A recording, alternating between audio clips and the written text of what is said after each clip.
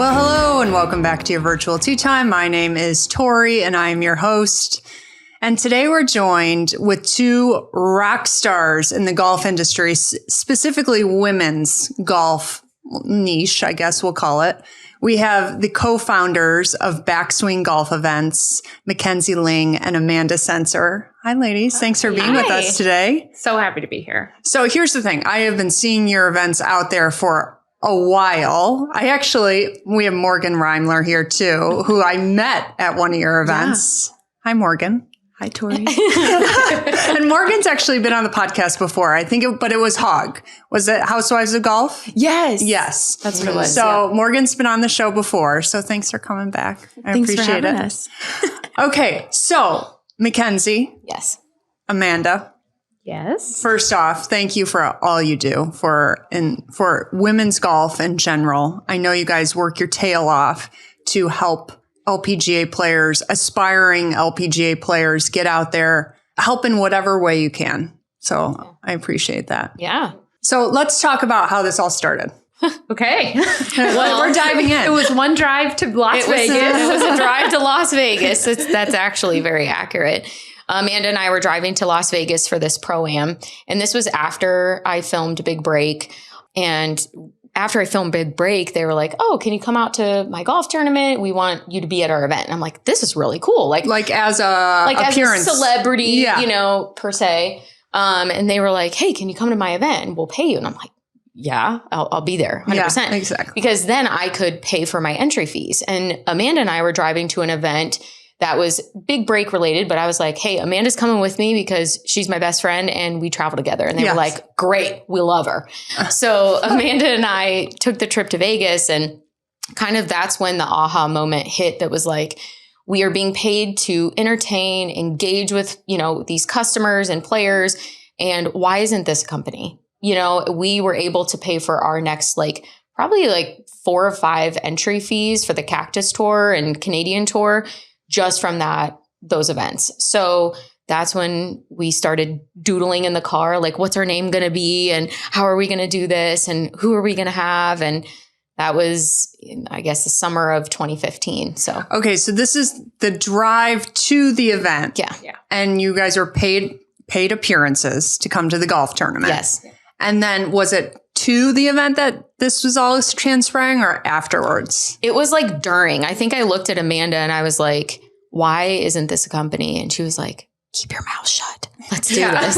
And I was like, all right, let's do this. And so, anything you want to add? Yeah, we had on our own done a little bit of fundraising as well. So people would say, hey, in my hometown, they were like, hey, come out and stand on a par 3 and raise what you can, and we'll take it from there. And so we were kind of doing, I used to call it Team Amanda, and I would go out there and I'd have matching outfit and just try to raise extra funds. So the combination of the two, between the Pro-Ams and the fundraising, we had more girls continually ask us, how are you getting these gigs? Who's doing this? And then we realized, well, why are we not facilitating this? We can do this. Yeah. And nobody really had taken that market space yet. And so, on a drive. And then we went back to McKenzie's apartment at the time, and her now husband came home, and we had, notebooks filled with ideas, and we're starting a company. And he thought we were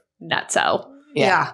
Okay, let's back up a second. Tell me and the listener exactly what Backswing Events is all about. So we are all female professional golfers that are all in different phases of our golf careers. Obviously, Amanda and I and Morgan and some others are no longer playing professionally, but we have about close to 250 ladies now that some are going to Q school, some are playing on the WAPT, Epson Tour, partial LPGA, and they work events, corporate and charity golf tournaments. And that's how they're able to support themselves to play professionally. So continue to go to Q school, entry fees, all of that. So they can basically work for us and pay for an entire tour season. And there's no other company that allows them to practice their skill. Obviously, you're not at a 9-to-5 where you're working in an office and then you got to go practice. This is golf. This is your skill. So they can work events for us. And last year we did about 2,600 events. This year we'll do about 4,000. So there's so many opportunities for these ladies coming out of college that, when I graduated, I had to beg people to give me money, and it was like, how am I going to make it if I have no money? Yeah. So like that's not sustainable. It's not. And mentally, for money is not. Yeah. It's mentally, it's not sustainable. And I think that was the biggest thing for us is like, we don't want people to have to struggle like we struggled. Like if you want to work, 20 events in a month so that you can save your money and play, you can do that. Like we have the opportunities. Yeah. So. Yeah. Again, I've been to plenty of golf events. Usually they're charity events where, the backswing, you guys are representing a hole. Mm-hmm. You're usually on a hole. There seems to be a charity component to it also. So how does that work with the charity that you're hired by? Because it seemed like it was more of a fundraising opportunity that you're also facilitating with. Yes. So are they hiring you to come be a part of the event, make it an even better event, and then you're also helping facilitate the charity component? Yes. Yeah. When we go out to a hole and we're standing on a par 3, our whole thought process is to create an unforgettable experience for the players. So that way year to year they return and you're getting an ROI by having us out there, but also in that moment, collecting funds for the organization. So if we can send pros like Morgan out there who are so great at their craft, super entertaining and engaging, everybody playing in the tournament wants to hand over money to a great cause. Let me tell you about this great cause. So it's really exciting to hand those checks over to the charity, but in still turn help the pros that need the money. It's a win-win. Mm-hmm. So it's really a cool kind of caveat. Yeah. Morgan, how has your experience been? Let's go with the first time you did it. Oh, my first ever event? Yeah. Well, it's funny, like looking back, because when I started, I was just doing a couple events here and there, and they were pretty small events, and I thought it was great. I thought it was really fun. And now I go out to events, and it's like most of the people who are playing know what backswing is, and they know why we're there, and they look forward to having us there. So it's been really cool to see over the years how that's changed. But to me, it doesn't even like feel like a job. Like I just go out and raise money for charity. And like when I tell other people about it, I'm like, yeah, this doesn't seem like a real job, but it is. And to me, that's like a dream. Yeah. It's so fun. And you're outside on the golf course. Right, Again, doing what you love. Yeah. Okay. Tell me about some hurdles you had in the beginning. Like, Let me pull out the list. like tell us some of the bigger things that you really had to conquer in order to get this thing rolling. Well, I can tell you a funny story. Can I tell this story? Okay, I love it. Okay. So going back to the time at my apartment when Amanda and I are writing the names of what we're going to call our company, we thought this was cute. I don't even know if Morgan knows the story. Maybe she does. So we named ourselves the Backswing Babes. Okay. And it was just Ken's and I. It was just her and I. We were the Backswing booking Babes. them and working them. Yeah. It was just us. And I was so excited about this name because I came up with it. And I was like, it's so catchy. It's so cool. And so Amanda and I go do our first event in Chicago, Illinois. And we come down the fairway or to the range and everybody's like, oh, those are the Backswing Babes. And we were like, wow, this is so cool. Like we are the Backswing Babes. We got our logo made. We got everything. Okay. And so we go and meet one of my business mentors' good friends, and he's a big time business owner, eventually sold his company for a stupid amount of money. And we have lunch with him and he was like, I'm going to be honest with you. And I was like, okay. And he goes, do you want this to be a company or do you want this to just be something fun you do on the side? And Amanda and I are like, well, I think we want it to be a company. Like that's what we want. And he was like, all right, you got to ditch the name. And he's like, me as a business owner, like I'm not hiring the Backswing Babes and I'm not writing a check to the Backswing Babes. Corporate wise, like HR was going to be a nightmare. Yeah, that's true. He was like, this is not going to fly. And so we got on that plane and we cried and we were like, we literally got everything made. Like, what are we going to do? So we sat there and we were like, Backswing Enterprises, Backswing this. And we were like, I still have the paper. Yeah. With all of the old names like that we went through that day. We were so defeated and we were like, what are we going to do? So then ultimately we landed on Backswing Golf Events because we obviously do golf events. And so changed the name, changed the logo, changed everything. And shortly after that, I picked up my longest standing client, which I currently work with, is Southwest Airlines.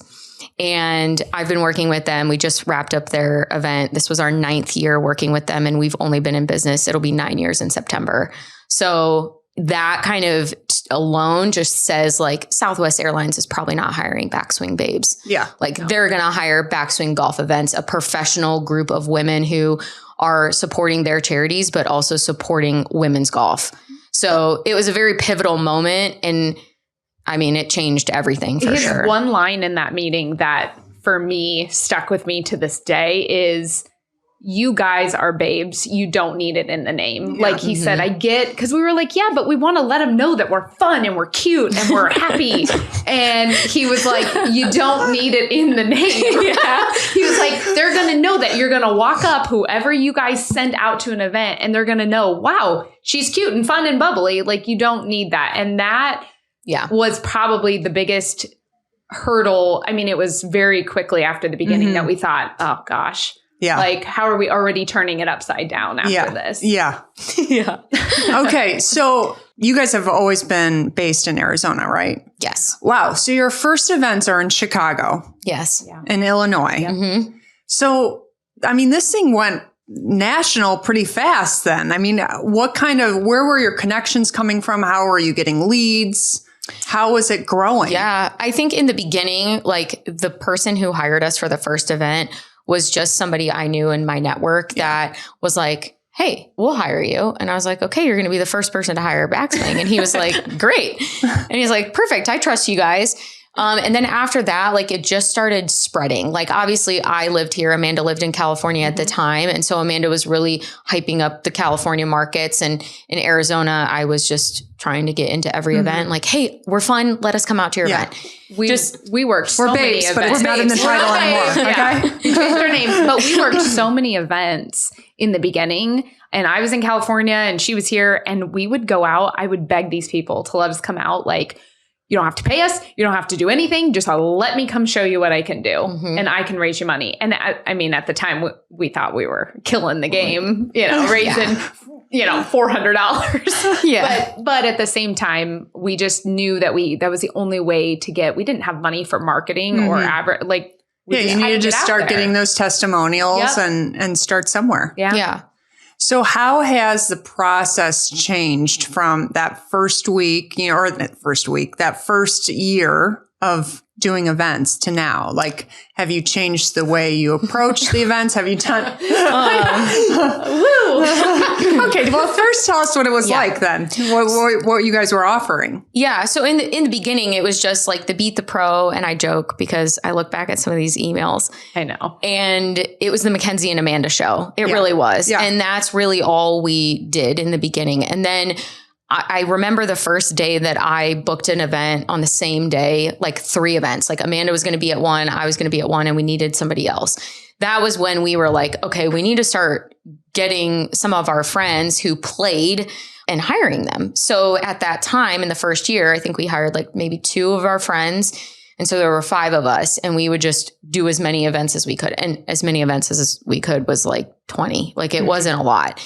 And then after that, it just started spreading throughout the Cactus Tour and spreading throughout our friends. And they're like, well, we want to work events. So then we had to sit back down and figure out, okay, what does this look like for the company? How does this structurally change? And over the years, obviously, there's many processes and things that has to change to evolve for the number of events that we were doing. I don't think it really hit us. I mean, I'm speaking for myself, but I would say probably around 2018 is when we were like, holy crap. Like I think 2018, we did like 300 and some events. And it was like, okay, now this is like serious. We need to hire more people. We need to actually have processes in place. And then we were doing everything by hand, like in my notes on my phone. Everything. I had a couple of the breakdown options for clients and things. Yeah. We just had nothing. We had no database, nothing. And so it's overwhelming, but it's also very comforting to look back and see how far we've come and how fast we had to make it all happen. And I think our biggest thing was you want to grow and you want to grow quickly, but you got to be ahead of the growth so you don't fall on your face. And so I think we've done a pretty good job at that, but we're always running around like crazy. I mean, that's how it always is. I mean, you're never fully ever caught up, right? As soon as you think you are, then more stuff comes. Yeah. Always. But that's the beauty of business, you know. That is so exciting. Yeah. It's exciting to see just two women doing something that they built from the ground up. And I can clearly see you love it. We do. Every day, wake up, and the fact that we get to do this and help so many different categories of people, from the charity to the pros to us to all of the things. And we're getting to, I hear it all the time. Wow, you're so blessed to get, and we're very blessed to wake up and get to be in the golf community and thriving and being able to support our families and all of that. Yeah. Morgan, give me a day in the life of. So you're hired, you are scheduled for an event. Give me a day in the life of. What does it look like? Depends on the day. But for example, like the last event I worked was the Southwest Airlines event, which that one's a little bit crazy because it's such a big event. There's 2 different shotguns. But essentially, if it's an event I've worked before or if it's a new one, we always get there an hour early and then we go meet the client. So whoever hired us to be there, we go find them, introduce ourselves, tell them kind of what the game plan is for the day. And then we go out, and every group that comes up, we say, this is what we're raising money for. And we tell them who we are. We're there with Backswing, all that good stuff. And then we raise literally as much as we can. And then we go find that person at the end, and then we show them. And that part, I think, is one of the most fun parts, because 10 out of 10 times, like, they're thrilled because they either didn't know you were going to raise that much, or they're just like, wow, this is such a blessing. And so it's really fun. Is it beat the pro on a par 3, or is it long drive too? And who's picking this? There's a lot of games now that like that part has grown so much. It used to just be, we would be on a par 3 and it was always beat the pro. Now I feel like I do almost more long drive than beat the pro. So it kind of just depends. But when do you find that out? As soon as we're booked for the event. So it could be like way far in advance, or it could be just whenever they tell McKenzie. So you'll know going in, okay, I'm doing long drive today. Yeah. And then they tell you what hole you're on. Yep. So most of the time it's just a single pro out there at the event. But for the bigger events, they'll hire multiple of us. So like one will be on a par 3 doing beat the pro. One will be on a par 4 or par 5. And then if it's a really big event, there's like 4 of us out there. Yeah. Now, is it true that all the men that show up to the tee box carry at 300 plus yards? Oh, for sure. Because that's what they all seem to say. Yes. So is that true or false? Even if the TrackMan tells them different, the TrackMan's wrong. Yeah. It's fine. You know what? That's true. Those TrackMans, they're faulty. Undependable. Cheap, unreliable things. Yeah. One of our games that we play with the TrackMan is guess your distance. So after they hit it, before the ball lands and before they look at the screen, they have to guess how far they hit it. That game is so funny. I love that. Tell me some, like, are they mostly guessing? Oh, I mean, you know what they're guessing. Yeah. They're like, it's got to be 300. And then it says like 240. And they're like, is that total? Is that carry? Is that blah, blah, blah? No, that is an amazing It's great. reoccurring TikTok video. Yes, for sure. Like, you just need to get 5 guys to show their shot, guess it, and then go to the reality. That thing's going viral every time. Yes. I might just show up just to get that footage. No, that's amazing. How fun. I mean, the days must fly by. Like, They do. Yeah. Need a video? Oh my God, that's amazing. Hilarious. Okay, so let's get to then the root of how this is helping all these aspiring professional players. Yeah. Okay, let's talk about why they need this cash. What are they using it for? What does it take to become a professional golfer? Or even if you're on the mini tour, I mean, that's still professional golfer, but just let's talk about what it takes, because I think that people don't realize, and it's such a grind.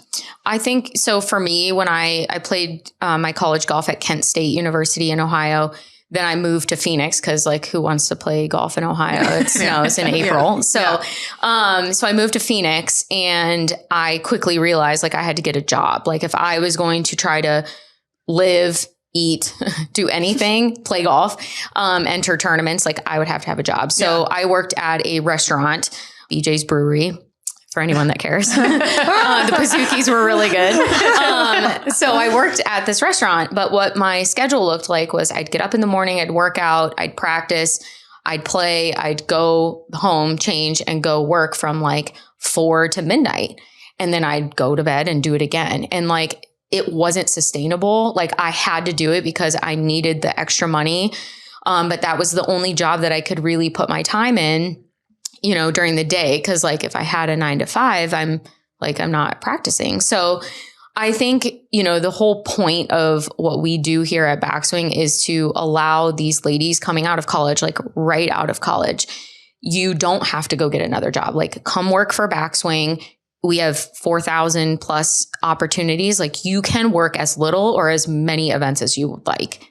So I think that's the flexibility is huge, and they can fund their entire season. Like last year we paid out $1.6 million just to the girls who worked events for us. That is not like that has nothing to do with the charities or anything. It's just like, that is, I mean, it's a lot. You can also work, you know, some of our gals that are like all about, I want to work as many events as possible. I'm, you know, trying to save up.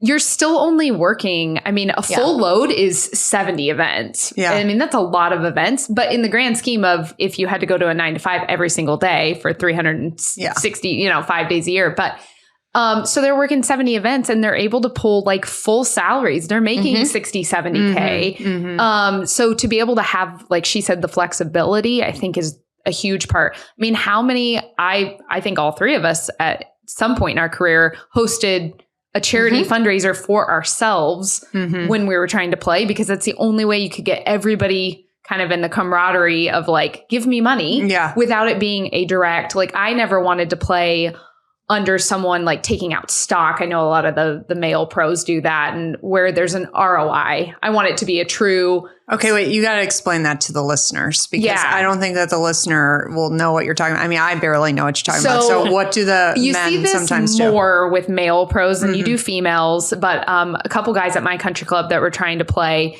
they had the men's club. They had like 5 or 6 guys that would take stock out in them. So essentially okay, we're going to give you $100,000 between the 5 of us to fund you, but there was an ROI attached. So now we own, you know, however much stock in you, and for whatever you make, we get paid back. Yeah. I would rather go get a 9 to 5. Like, I'm not doing that. Like, let's make the pressure even more. So for McKenzie and I, we both did, I mean, multiple years in a row, we'd host just a fundraiser essentially for ourselves. But then that's weird too. That's not comfortable. It's like, hey, everyone, dump all your money into my career. But you did it because there was Morgan did that too. I know. We all. I saw it on social media. We're all there. So I think, at Alta Mesa. Yeah, definitely. That was me. She did. But I think for all of us, I don't want these pros having to do what we had to do. Yeah. And if there was an opportunity like Backswing, well, I mean, we say it all the time jokingly, but like, man, where was Backswing when we were playing? Yeah. But that's the truth. If I could have given 70 days of my year to make a full earning, I would do it every time. Yeah, absolutely. Now, Morgan, last time we talked, you were still pursuing professional golf. So McKenzie said that you are laid off a little bit from it, or are you still pursuing it? What's going on? Has changed since last time I saw you. Tell us what's going on. And that's the funny part. So I moved out here in 2018, and I moved that spring and then started with Backswing that fall. And through everything that has changed since then, Backswing has been a constant. And so that part has been really fun as well, because I moved out here to play full time. And like they said, it's pretty grueling. I worked at a club and taught a little bit, but didn't really know what I was doing. And so now last year, I kind of phased out of playing. Didn't go to Q school last year just because the competition part of it wasn't my favorite thing anymore. So now I'm basically full-time with Backswing and then full-time teaching out at Alta Mesa. So that's been a transition for me, but it's just been so fun because the people that I meet at my Backswing events, like a lot of them, I give them lessons now. Yeah, absolutely. And so it's just like all kind of full circle for me. And it's just been so fun because at every stage that I've been at, Backswing has still supported whatever I'm doing. So you have to tell the story. So Morgan is probably one of the nicest humans you'll ever meet on this planet. Yes, she is. So let's start there. But she goes out to a Backswing event, and after the Backswing event, I get a phone call, and it's Morgan, and she's like, "Hey, not a huge deal, not a huge problem, but a guy threw my 9-iron in the lake." And I'm like, I'm sorry, what? And she's very calm. I would not be calm at this moment. I would calm. Well, yeah, it would, the situation would have to depend on the situation. You had a tournament coming up. So now she's 9-iron obsolete. Yeah. We need the 9-iron. She was just so calm. And the guy was just a little intoxicated and wanted to show her. He was the DJ out at the event, and he wanted to take a celeb shot and let go of the club, and it went into the lake. And the fact that she was so calm and so even keel, I was very happy she was the one that was like out there in the middle of all of that, because I would have lost my mind. Well, it was accidental. Okay, so because I initially thought, okay, he just was a little intoxicated and mad about the shot that he just hit. He was the DJ set up on my hole all day. So like we had already spent a few hours together. Yeah. So we just had a little break, and he came up and he's like, "Can I hit a shot?" So I'm like, "Yeah, sure. Like, take a practice swing." His practice swing looked fine. Like, everything was good. Yeah. And then he went to hit the ball and literally just let go of my club. And I'm just watching it fly into a lake. And I wasn't even sure what to do. So I called Amanda, which is what I do when I don't. She was like, what did you do? How did we resolve this? Oh, yeah. Mackenzie's like, we did resolve. There was a resolution. Was there an incident report? Well, Okay. The other guys on the hole, they were very sweet. They knew the DJ and they were like, "We'll take care of that." But I just called my Titleist guy and I was like, "Okay, this is going to be weird to explain, but I just need one 9-iron." And then they took care of me. So it was fine. That's great. But the guys on the hole offered to like pay for the bill. Yeah, they gave me their business I card. could see Like, that. "We've got you." But I just think that's just a little tidbit into Morgan and how great she is and why we love her. Yeah. Yeah. I'm not surprised at all. There's a lot of influencing going on nowadays with women in golf. Do they think that they're more influencing than they're actual golfers? Is there, I know what you're trying. I know what you're trying to say. Not with us. I would say, like, I think there's a mix of there's certain events that want certain pros because of the influence, I would say, but like the girls, these ladies who work for us are like Morgan, where they played, and obviously she's not competing anymore, but like Backswing is still supporting her in her professional career. And I think Amanda and I originally, we were like, yeah, we're only going to, support these ladies who are trying to play. But in reality, like, I still go out and work events. Like, obviously I was just working the Southwest Airlines one. I have 2 children. Obviously I run the business. Like, I think the opportunity for women in our company is just there for women who've played, want to continue to stay in golf and get out there and do different things and network. Like Morgan said, I love that she can grow her book of business for, a lot of these guys stink, they need help. They need a lot of them, the majority of them, all those I drive 98% of them. So I think the biggest thing is like, our focus is support women professional golfers. Like, that's our main mission. And like, whether you're a, teaching pro now, or you're a mom who used to play professional, like, as long as you're personable and fun and you create the experience that Backswing is, portraying, like, that's what's important to us.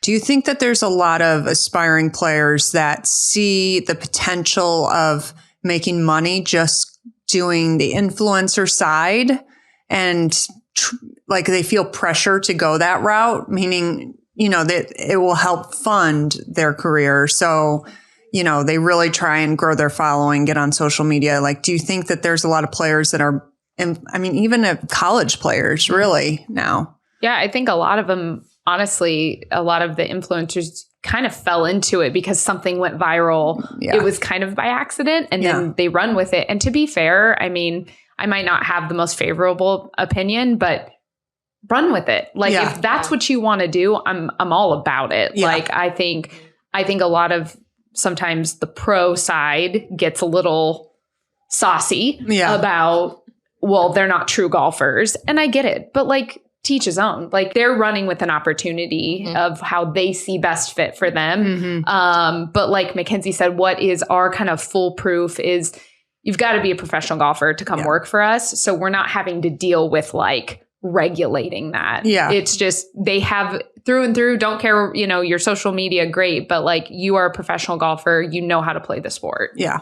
Okay. What's your goal with Backswing Golf Events at this point? What's next? So we've expanded quite a bit, like internally, which, you know, obviously to sustain the amount of events that we're doing.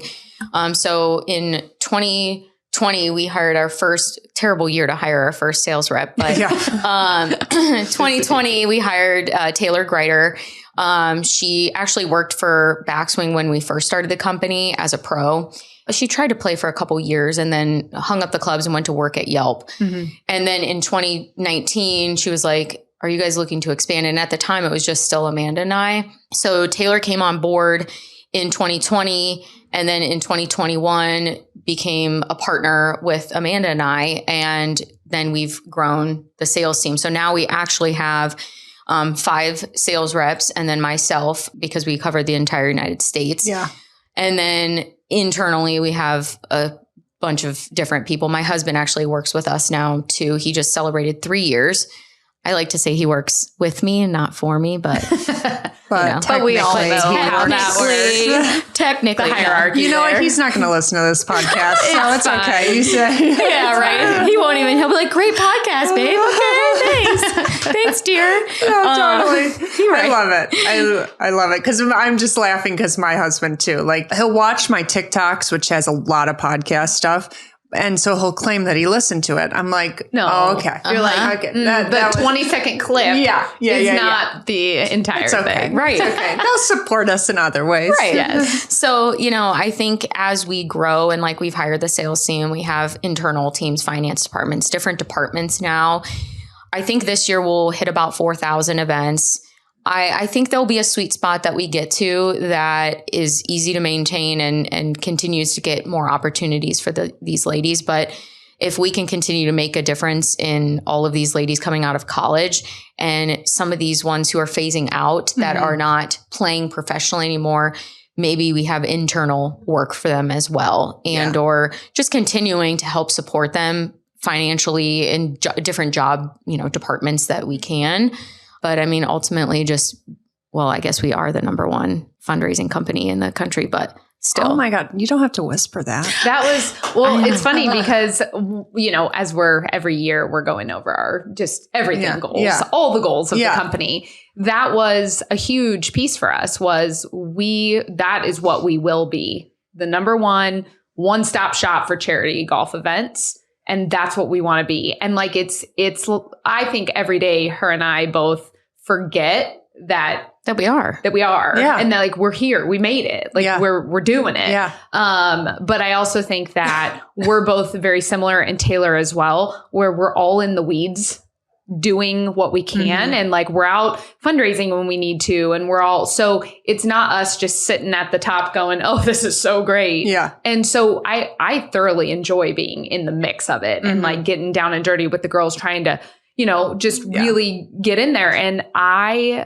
will say that every once in a while we have to pull the reins back and say, okay, like everyone, like we did it, we're doing it. Yeah. So trying to keep that, I think, those two viewpoints in view at all times is hard sometimes.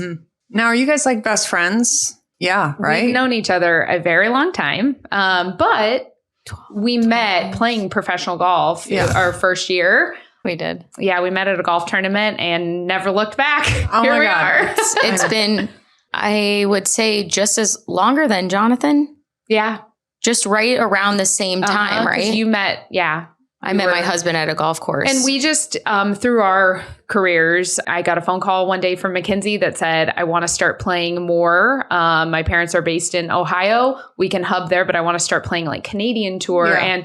And you just really don't want to travel alone. Yeah. And you don't want to do it. And she was like, I would love to just go travel and play all these events. So that's oh my God, what we so started fun. doing. Okay, so that's such a weird question. Are you guys best friends? But the reason why I asked that is because now you're working together. Yeah. So has there been some tough times? Have there, with the friendship and the work and the time, overlap? I got to imagine. It's any relationship though. I feel like with any friendship or any, relationship, husband, wife, whatever, you have to put the effort in. And I think Amanda and I are really good at this, is kind of calling each other out when we're not happy with one another. Mm-hmm. And I think that we've grown, obviously, like in the beginning, it was a lot harder to do that. But I think we also have to put our emotions aside sometimes for the company, because that's like, it's a lot bigger than I think we anticipated. But at the end of the day, like, she's going to come to me if she has a problem, and I'm going to come to her if I have a problem. Yeah. And that is what a true best friend is. There's not very many people that I can do that with other than her. So. We've definitely, I think, especially in the beginning when we really didn't know what we were doing or what we were expecting. I remember there were a couple times that, like, there were only two of us and there's nobody to break the tie. Yeah. And there's nobody to be that, mediator in the middle. And so I remember there was one time in particular that I went home and I just kind of put my hands up and I said, I just don't know what to do, because we disagreed on this one thing. And so we came back, sat down and we looked at each other and we said, well, it doesn't matter if we disagree, like, this company's too important.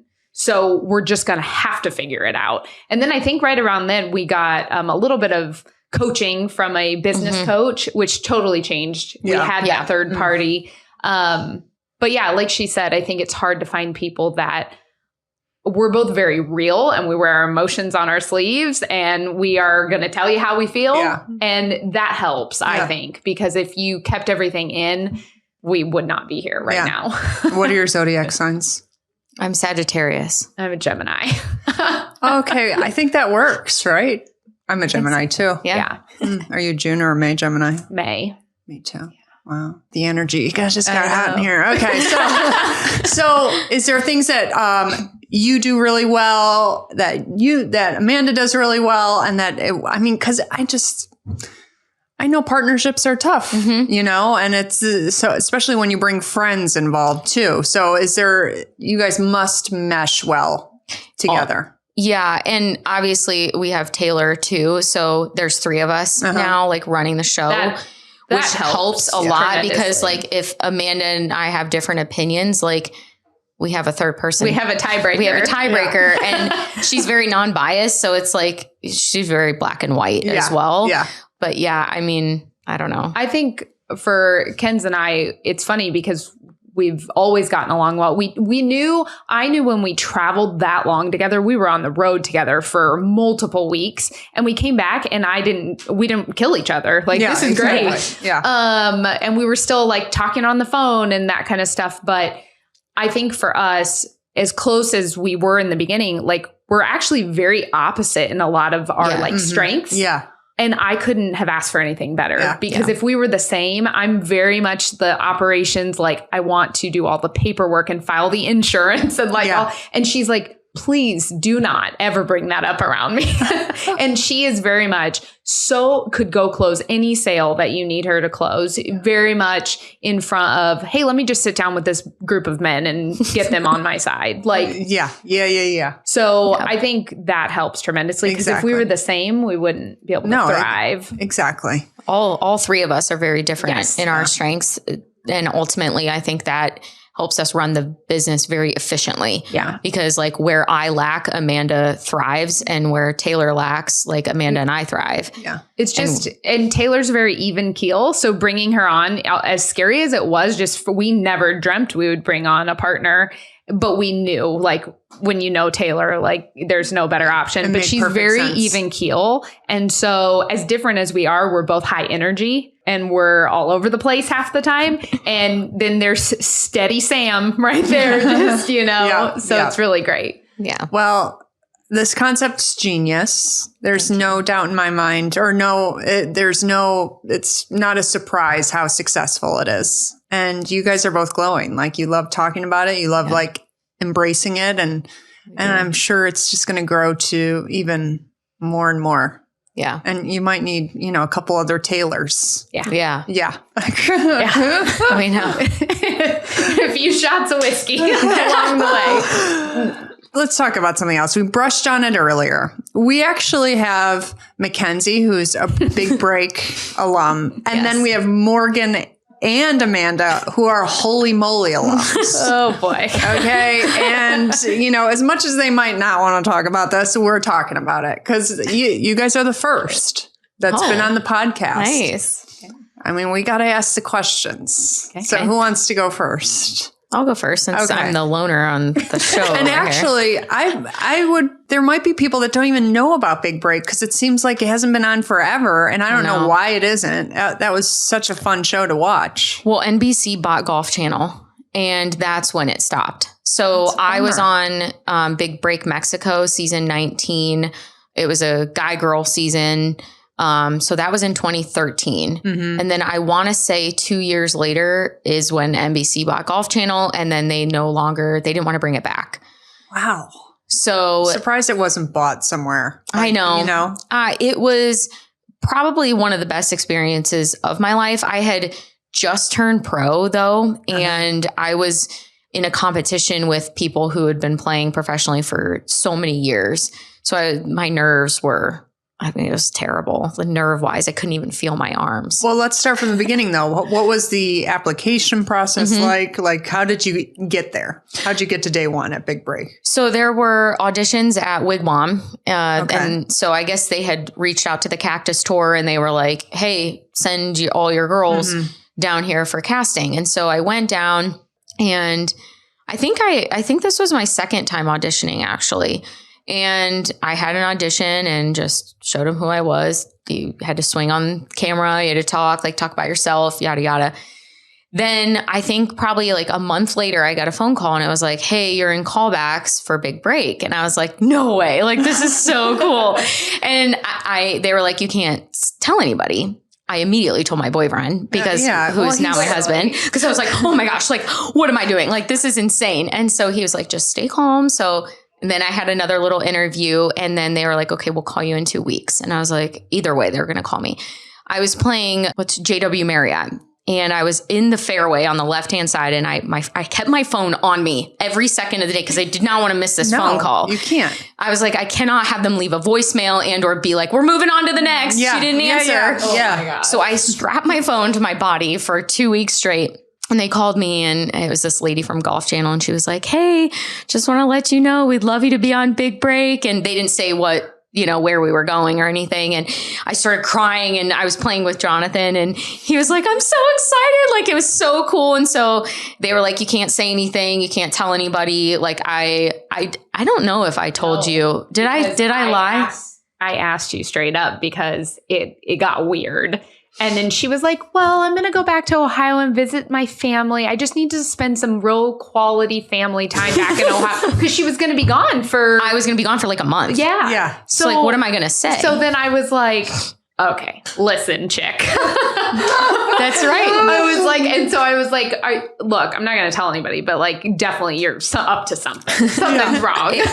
And they made it very clear, like, you can't say you're leaving. So like, then I got like a message a couple weeks later and they were like, you're going to leave on January like 15th, whatever.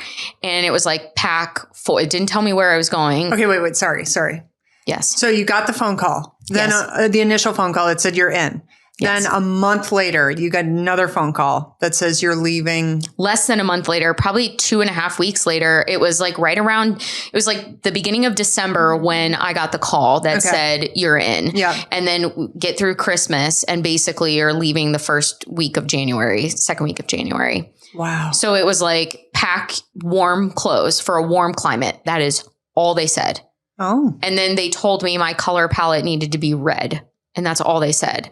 Didn't tell me anything else. They said pack red swimsuit, red, whatever. So I was like, okay, so red golf clothes, red skirts, red shirts, hats, whatever, and whatever other color, but predominantly red. Yeah. So that is all the information that I got.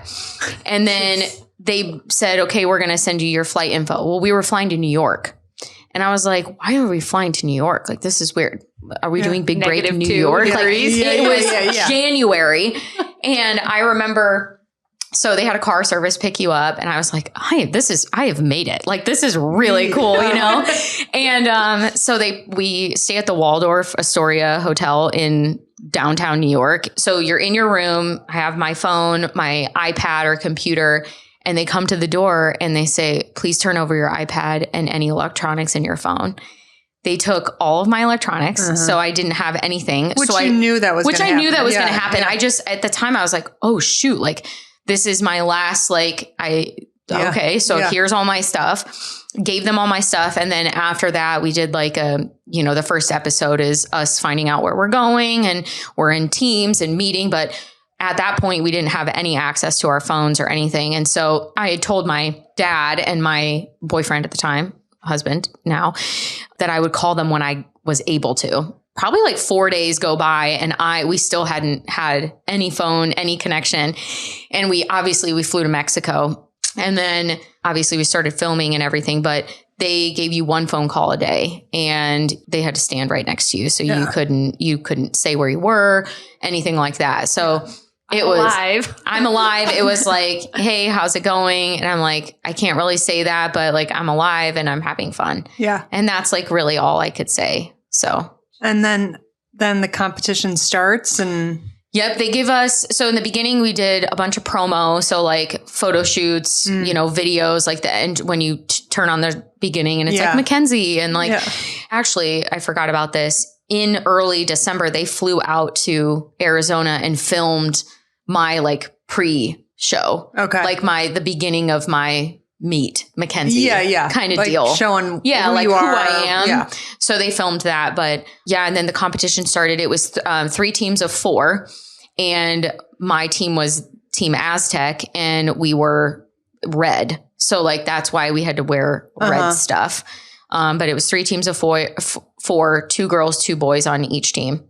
So I loved my season. I loved the people on it. I would have loved to be individual because they put all of us on purpose, type A people together. And so we were all like, well, I want to lead. I want to do this. I want to do that. So we butted heads. Like if you watch my season, you'll see what I mean because I'm going to. Yeah. I am going to go watch it. It's very like, and they prompt you like on what to do. And like, when you do the interviews after, like you've filmed all day, and then you're doing these interviews at 10, 11 o'clock at night and you're tired and you're grumpy because so-and-so, said this and did this. Go to sleep. And I just want to go to bed. Yeah. So what do you want me to say? I'll say it and then so I could go to bed. Leave me alone. Yeah. Yeah. I mean, it was the coolest experience, like the competition and stuff. And then once, like, I think I got out on episode 7. Once I got out of the show, you couldn't leave. So we got to go do excursions. We didn't get any more access to our phones, but we got to go lay at the pool, go get massages. Like it wasn't that, it was, I would have loved to have been longer on the show, but like, then they brought us back for the finale, which was like episode 12. So it was like, we got to be a part of the final episode and watch that. But yeah, it was really cool. I'm surprised that they had you, bring your own golf clothes but they wasn't like sponsored, like you weren't wearing a certain brand or anything. No, I mean, because I think they had sponsors for competition winners. So like one of them was like flight credit, if you won a competition, you got flight credit or car rental credit because we were obviously all trying to play. Yeah. One of them was like an Adidas sponsorship. So I think they just kind of treaded lightly on those sponsorships for the winners of winning different things. Yeah. But they let us, cause a lot of people have clothing deals. So they didn't want to I think put that on certain people too. So do you still talk to any of your castmates? Not really. I mean, we're friends on Facebook. So we will comment on each other's stuff, but not on a daily basis. Yeah. I had a really good group of ladies for sure. Yeah. And I follow them, but. Who's the most famous golfer to come out of Big Break? Tommy Two Gloves. I feel like he was a big one. Jarena Pillar, wasn't she on Big Break? Yeah. Yeah. I think she was on Big Break. Gosh, I haven't seen her. I don't know. She's still playing? I don't know. No, she's not still playing. A couple. Yeah. Like really solid, but. Yeah. That was a really fun show to watch. It was so fun. There's replays on at bars, and I will, kid you not, get pictures of my friends. Hey, you're on the TV. And I'm like, this is so weird. Like, it's 11 years later and they're still showing this. Like, they show the repeats. And that's what's cool. Like, it's all, it's on all the time. So it's like, that's kind of neat. So, yeah. What a cool experience. Yeah. Okay. And now, holy moly. Quite a different experience. So actually, I did have a casting, I don't know, director, whoever, reach out and asked me to be on Holy Moly. This was, I think, season 1. Like, it was in the beginning because I was like, what is Holy Moly? I'm like Googling it. And at the time, I was consistently applying for Survivor. I just want to be on Survivor. Oh my gosh. And so I thought, because they always ask the question, have you been on a reality TV show before? And so I was like, I don't think I should do this because I don't think I should pursue this because I want to, like, ultimately I want to be on Survivor. So I never followed through with it, but let's get the inside scoop. Tell me about your experience on Holy Moly. I mean, do you want to kick us off here? I was season 2. Morgan was season 1. So if you want to start. Yeah, Morgan, start us off. Well, when I originally had someone reach out to me, it was like very sketchy. Like we didn't know it was going to be on ABC. We didn't. I had no idea Steph Curry was going to be a part of it. I'm just a say yes kind of person. Yeah. So like a couple other girls I knew had also been reached out to. And I was like, are you guys going to do it? And both of them were like, probably not. And so one of my friends, actually it was Stephanie Miller, we were like, you know what? We'll do it. It's just in LA. So we'll just drive there, see what happens. And so we drove out there and someone originally reached out, I think just on Instagram. And then we just had to like send them some videos. Then there were a couple of calls and like FaceTimes. And like, while this is happening, I'm telling my family and they're like, okay, like we don't know what that is. And I'm like, well, I also don't know what it is, but we get out there and they picked our outfits and we were in just like the hills in California in February. So it was freezing and we get out there and it's like the old set of Wipeout. Yeah. And I'm like, that's what it really looked. Like that makes sense. And that's same like, ranch. Yeah, that was what we were doing. And so I'm like, okay, well, like I'm here, we're doing it. So then the first night that we're there, Steph Curry shows up and we're like, no one told us. Like, I don't think they were allowed to tell us. And he just like walks into the tent and I'm like, okay, this like actually might be a thing. Might be real. Yeah. Like, wait till I tell my parents about this. Right. I'm like just sending a picture to my sister. I'm like, that's Steph Curry. And so we filmed for like 12 hours straight. I think they changed it by the time they did season 2, but we just did it. There was one winner from the entire season. Yeah. So every episode had one winner and then I think that was it. So there's one winner each episode and then like no finale or whatever. And so we filmed one 12-hour night and then there was like a week break and then another 12-hour night and that was it. And so I made it through my first 2 like competitions and then there was one finale. So there were 3 of us left. And then I was like, oh my God. Cause when it was my episode, you could just win $25,000. Yeah. So then I was like, okay, it's just me and these 2 other guys. And one of them wasn't even a golfer. I'm like, I could win $25,000. Started taking it seriously. And then that's when it went downhill. Right when the expectation, the pressure. Right. When I started taking it seriously. And I'll never forget, there's one photo of me as I'm like zip lining across a lake in a dress and I like hit the deck. And of course there's a professional photo of me hitting the deck and like my legs are up and it's my family's favorite photo to just send for whatever reason. Yeah. So it's just it's just a running joke. So yeah, a great old family group text. Yep. It was really fun though. Cause I had no idea what I was saying yes to, but it ended up being a fun experience for sure. What was what surprised you most about filming like a reality competition series? Like what were you like, oh my God, I can't believe they do that? Or I think it was the most surprising part was like half the people, and this might have changed as the seasons went on, but half the people like in it were just actors. So like my first competition, like she was not a golfer. She was just an actress and she was really good. So she's over there like doing all this stuff. And I'm like, should I be doing that? Like, this isn't how I like golf. being like animated. And like, and so that was just like Playing trying to find a balance. Yeah. And then I'll never forget the first little like challenge I had or whatever. Someone in the crowd like said something and I thought I was supposed to go. So I like rushed. And to this day, I don't know if I was supposed to go or not, but the putt was really bad. And I was like, do I get to redo that? And they were like, it's happening. No. And so we just kept moving. So I think trying to figure out like what's live, what's not live, like who's actually giving you the directions. That part was challenging for me. That would piss me off. Yeah. Yeah. I was just like, okay. Yeah. Okay, Amanda, what was your experience like? A little bit different because second season, I think they figured some stuff out, good and bad, but kind of same process I had like a formal interview. They called me and then I had to do a FaceTime interview. And that was, I remember I just moved in with my boyfriend at the time, who's now my husband. And I like went into one of the rooms and like cleared out all the furniture because they were like, you need to have some space and be on camera. And I was like, and I mean, it was great. So what I had learned from season one and kind of, they wanted you to have a character. They wanted you to have something. So like there's the guy in the, in a bear suit and there's the whatever.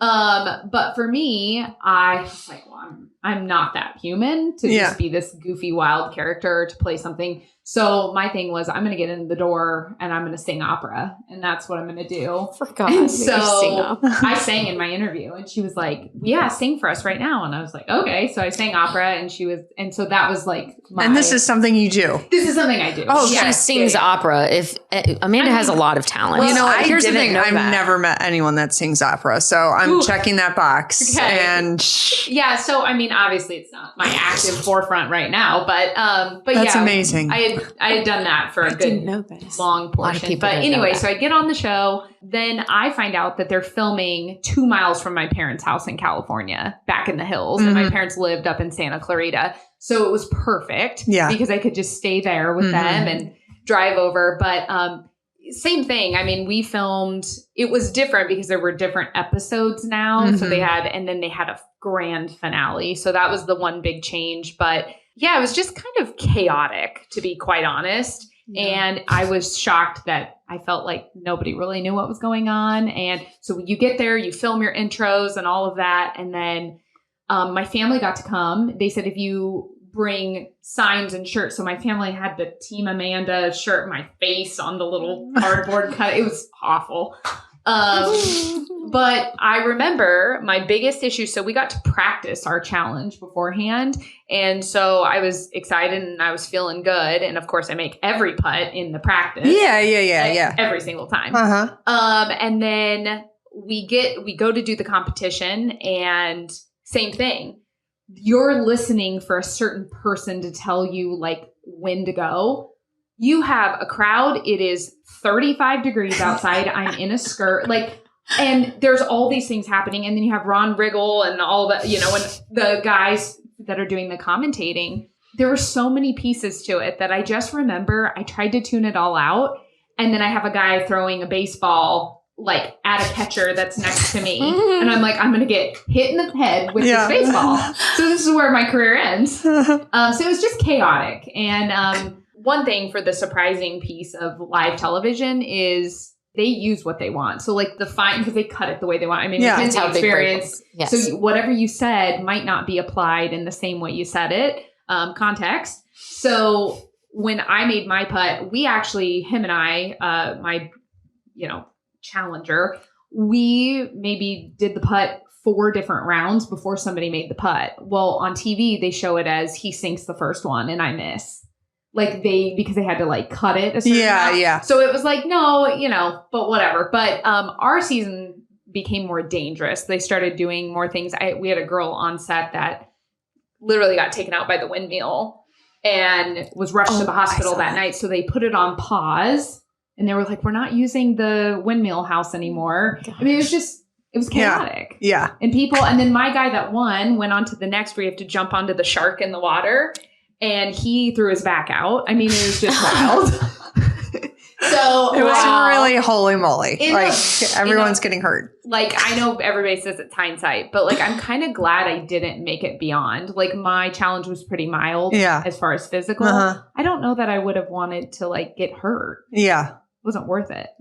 Isn't that interesting though, that how you guys saw it was a lot more, you said chaotic, disorganized. Yeah. Is that than you would have think? Like, you think sometimes these big, huge productions, big, huge companies, live broadcasts, like golf, you think that they're super regimented, organized to the T.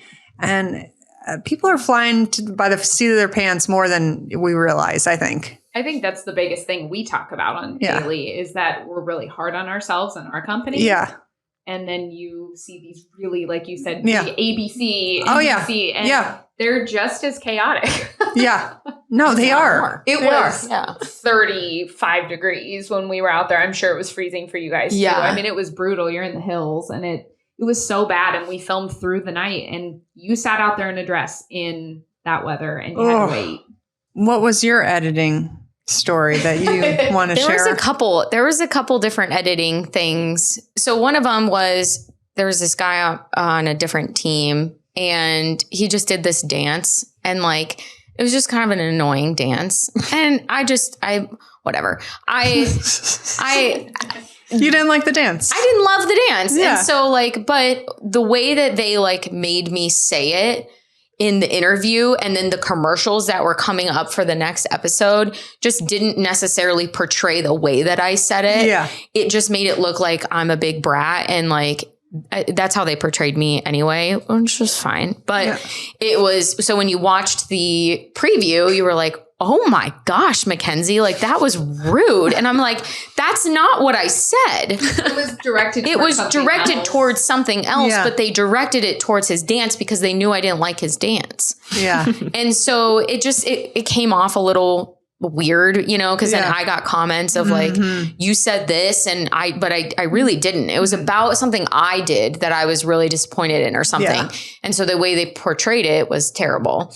And then there's just like a couple different other editing things that were interesting, that, the flop ball challenge that they do, like the big, So our flop wall challenge, you had to do a short wall, a medium wall, and then it was like a big line of walls. And you had to choose, because we were on teams of 4, who was going to hit each shot over the thing.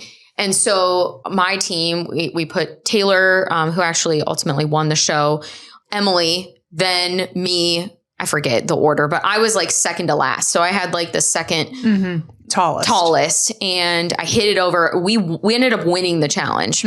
But the other groups, the way that they edited the video or the show is, it looked like they only got it over, like they only hit it, like maybe they hit the wall once, because you had to hit it where it lied. Yeah.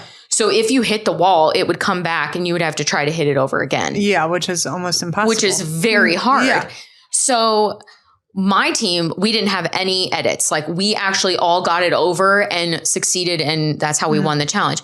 When you watch it, if you watch this episode, you'll see everybody, they might hit it. One of the guys, I kid you not, I think it was probably 15 tries. The way that they edited it was only 2. So you see that it took him 2 attempts to get over, but it actually took him 17 attempts. Yeah. So like, those kind of edits were interesting for me, like living in the moment and then seeing it. Yeah. And like how they copy and pasted different things of like what you said and like into different spots. I mean, it's for TV. Like, I get that, and that's what I signed up for. But like, you see one thing on the TV, but like it's not necessarily the truth. Yeah. So I can't imagine being like a regular reality TV star and how much that happens. I mean, it's got to happen almost every episode where it's sassy as like we are. It would be detrimental, because I would say something. I'm very sarcastic and about myself. Yeah. It would probably, like McKenzie, like they pulled that and put it towards a comment you make. Exactly. And then I'm the world's worst. Because again, they have to make a TV show, and that's what will make it, as you say, saucy. Yeah. All right. We'll end with this. What is your relationship like with golf now, with the actual sport? Because, when you get into the golf industry, sometimes actually playing golf takes backseat. Well, for myself, I actually appreciate golf much more than I did when I played. I think I had such a negative experience of I have to play well. I have to do this. I have to do that. I have to get up and practice. Now, I don't get to play a lot. I have 2 kids and run a business. So when I get to play, I play 10 times better. I feel like I'm a way better player now than I actually was when I played. Really? And my husband will attest to that. I just think I don't have the burden of playing to survive. I just play for fun. And if I go out and shoot 66, I'm happy. If I shoot 76, I'm like, okay. What if you shoot 83? I don't shoot 83. Okay. I don't really actually shoot over 73, but. Wow. Well, shoot. You why can don't ask you Amanda. start competing again? Sometimes when I go out and I play and I make 6 birdies and I shoot 66, I'm I'm coming out of retirement. And my husband's like, okay. And then the next week I'll shoot 72 or 73. And I'm like, I hate this game. And he's like, you just said you were going to go back on tour. And I'm like, no, I really can't. I just don't have the mental, I don't really care that much. So I think when I go out and play, I know I'm not going to shoot really over par. And if I do, then it's really bad, and that's just, I just don't have the feeling anymore. And people are gonna be like, she said cocky. But in reality, Amanda knows, I have more confidence now because it just I'm not playing to live, it's different. Well, do you still consider yourself a professional golfer? Aren't you? You're not an amateur yet? No, I'm not going to get my amateur status back because I don't know. How do you keep that title though? Are you, because you're not competing anymore. Mm-hmm. Are you teaching? Nope. I don't do anything. Basically, once you're a pro, obviously I don't keep my status. So I don't go to Q school or anything, but technically I'm still a pro. I've never gotten my amateur status back. And some people who retired do, and they want to compete in the mid-am and all of that. But I don't have any desire. I'm still a pro because if I want to play in a pro event, I would like to make the money. Yeah. I don't want to have to go backwards. Some people do though. Some people will change their status, but I just haven't. I just don't. You just don't have the fire to go compete anymore. No, I'm running a business with 4,000 events. That's lighting your fire enough. Yeah. That's, if I can help them, that's what I want to do. I love it. So how about you, Amanda? How's your relationship with golf? It's definitely ebbed and flowed. I think I enjoy it a lot more now. Same reason. When we go out to pro-am events or anything with backswing. I just did a roaming pro the other day, which I don't get to do very often, but I just enjoy it because there's no, if I want to hit a second shot because the first one wasn't great, I'm going to hit a second shot, or the pressure, like she said, just isn't there. I'm not working with a mental coach every day and doing all these things. I would say that I play way less, and I've taken a couple 6-month breaks just from life and getting married and doing the normal stuff. Yeah. But I think it's fun because now I go out with my husband, or we'll go out every once in a blue moon and play. Yeah. And it's fun. Yeah. It's way different. I think professional golf, as glorified as everyone thinks it is, it's actually really crummy at times. Yeah. And it's a grind. I actually think it looks more like a grind than it does fancy and prestigious, to be honest, especially on the women's side. Yeah, it does. I mean, definitely. The travel, the money you have to invest in it, and the time, the grind. I mean, it looks exhausting for very little return, unless you are top 30 in the world. Out at events, guys will always ask me like, oh, what are your thoughts on turning pro, and would you do it again? And here's the thing. Yes, of course. Cause that's what I don't think my life's calling was, to be a pro golfer. I think it was to do backswing. Yeah. Yeah. And so I had to get there, but I'd do it again, but it's not for everybody. Yeah. It really isn't. So you have to really enjoy the process and by playing. I mean, being out on a golf course every single day, working on your craft. You have to enjoy that. Oof. Morgan, how's your relationship like with golf? I would say this is probably the best spot I've ever been at golf-wise, just because, like Amanda said, like I moved out here to play professionally, but I came to the realization that, okay, maybe when I'm happiest, it's not when I'm traveling, competing. Maybe when I'm happiest, it's when I'm helping other people learn how to play this game. Yeah. And I wouldn't have known that unless I had turned professional, moved out here. Yeah.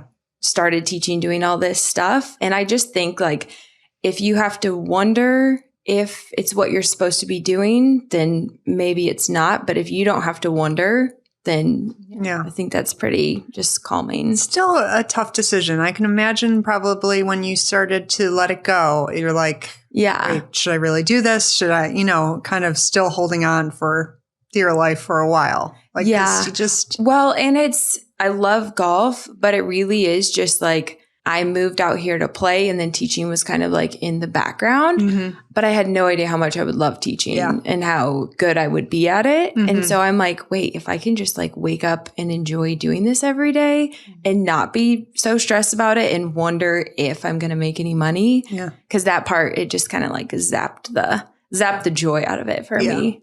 So Morgan, where can everyone, check you out, see what you're all about? How can they contact you? Especially if they're local to Arizona, maybe they want a lesson. Yeah, I am still out at Alta Mesa. That is like the most supportive place I have ever been. They're the ones who put on my Q School fundraiser right before I came here a couple years ago. Yeah. And they're the best. And all your Instagram and how to contact Morgan is in the show notes. And McKenzie, Amanda, how can anyone get in touch with Backswing and get in touch with you guys about having an event? Yeah. Backswinggolfevents.com is our website. We have like an inquiry form on there if you're hosting a charity event or, want to have Backswing at your event.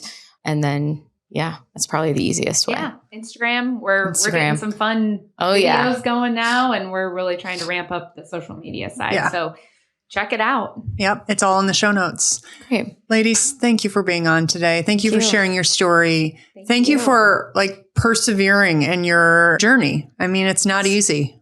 And from that drive to Vegas to now, I mean, wow. Yeah. What an amazing story. Yeah. And I know you're helping a lot of women. So thank you for having us on and doing what you do, because this is why everyone gets to hear about women's golf. And so we appreciate you. No, I love sharing. I love having guests on to share all sorts of stories, because there's so much out there. So much out there. Thank you, ladies. Great. Thanks, Morgan. Thank you.